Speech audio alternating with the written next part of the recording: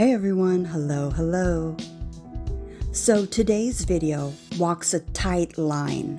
We'll examine online theories that Erika Kirk, wife of conservative activist Charlie Kirk, was a honey trap or a handler. Those are serious claims and we'll treat them as such, unproven allegations that deserve scrutiny, context, and fairness. We'll also give a clear account of Erika Kirk's public life and accomplishments and explain why this theory surfaced and why it matters. Important to note up front, nothing in this video asserts criminal activity or intent. We're analyzing the theory itself and its evidence or lack thereof it. First, definitions. A honey trap or a honeypot refers to a tactic of using a sexual or romantic relationship to compromise a target, to get secrets, exert influence, or recruit an asset. It is a real tactic used throughout history by intelligence services. But it's also become a catch-all label on social media for any type of intimate relationship someone finds suspicious. Our aim is to separate the operational reality of the tactics from the way the term is weaponized in rumor. So first, who is Erika Kirk? Here's what we can verify.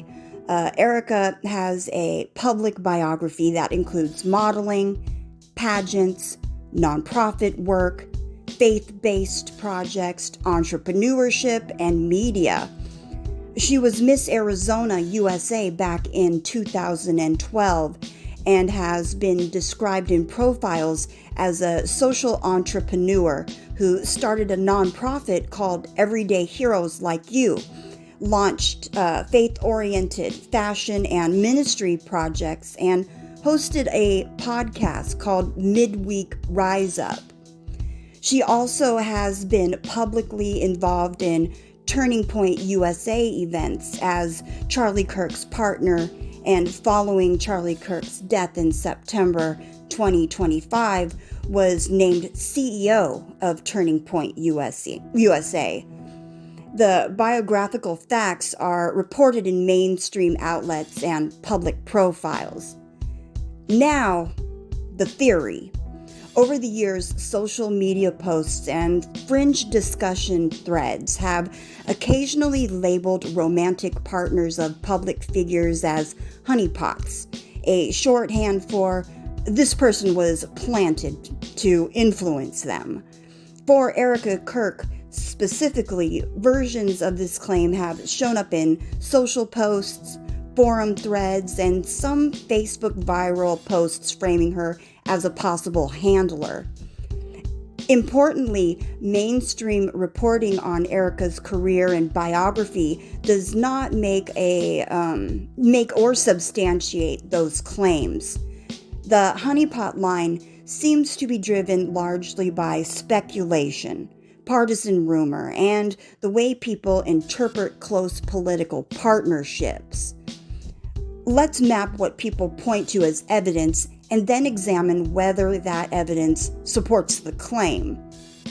Commonly cited items include that Erika entered Charlie Kirk's life at a time when he was rising politically, that she worked alongside him at events and had access to influential circles, that she had ventures and initiatives like podcasts, the nonprofit, the clothing brand, that gave her public-facing credentials.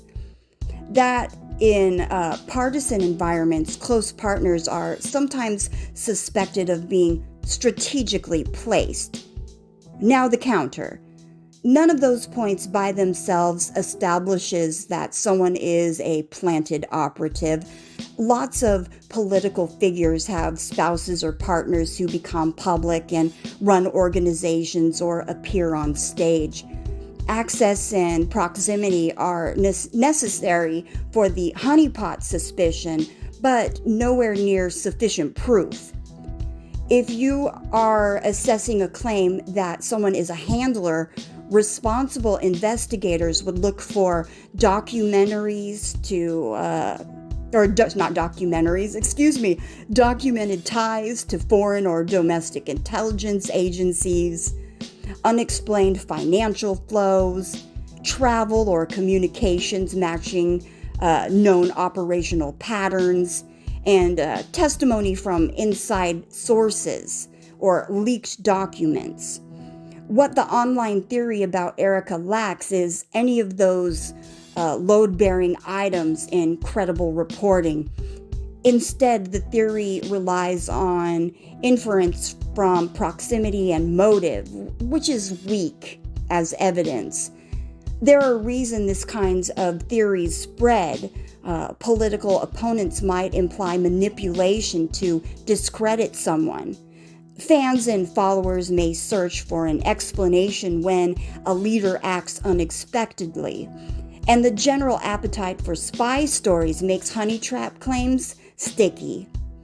The claim also fits a familiar conspiratorial template.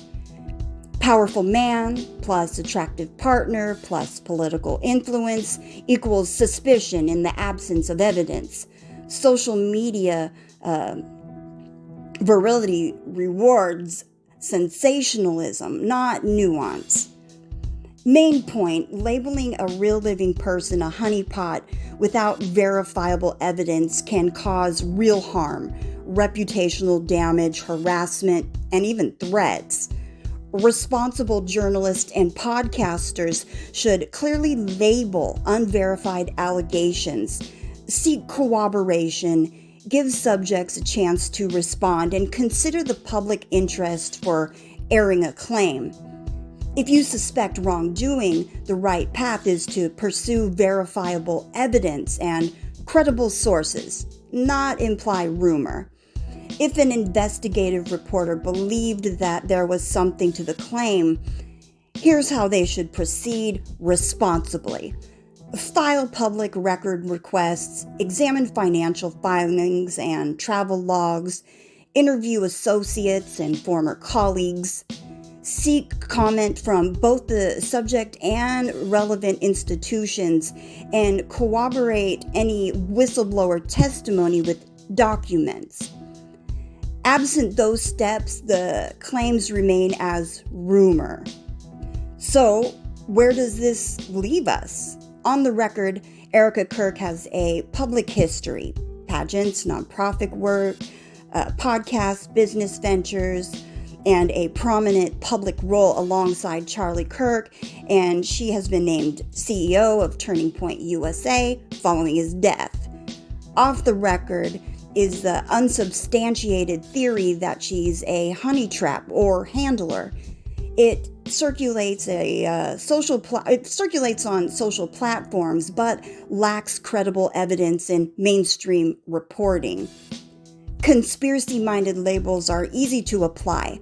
Proving them properly is hard, and when not done ethically, it's just wrong. Our responsibility is to treat allegations with rigor, skepticism, and fairness. So yeah, that's my video for today. I hope you found it interesting. If you did, do me a favor, hit the like button, subscribe to the channel, and hit the bell notifications if you want to get my most recent video updates, and maybe even share a video or two with a friend. All right, everyone, take care. Peace.